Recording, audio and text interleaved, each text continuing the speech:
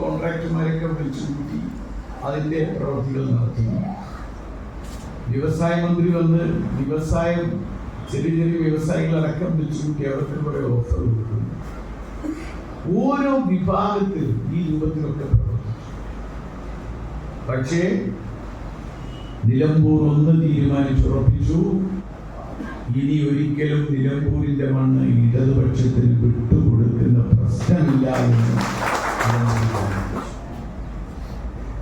അത് തീരുമാനിക്കാനുള്ള ഒരു പ്രചോദനം നിലമ്പൂരിന്റെ കാര്യം മാത്രമല്ല, കേരളത്തെ കഴിഞ്ഞ 9 വർഷമായി ഇന്ന് കേരളം അനുഭവിക്കുന്ന ദുരിതപൂർണമായ ദുസ്സഹമായ അവസ്ഥാവിശേഷത്തിൽ നിന്ന് കേരളത്തിനൊരു മോചനം വേണമെന്ന് കൂടി നിലമ്പൂരുകാർ തീരുമാനിച്ചു. അതിന്റെ റിസൾട്ട് കൂടിയാണ് വന്നത്. നിങ്ങൾക്കറിയാം, ഇന്ന് ഒരു ഭാഗത്ത് രാജ്യം ഇന്ന് എല്ലാ ജനാധിപത്യ സംവിധാനങ്ങളെയും അതിന്റെ ഭരണഘടനാ സംവിധാനങ്ങളെയൊക്കെ ഇല്ലാതെയാക്കി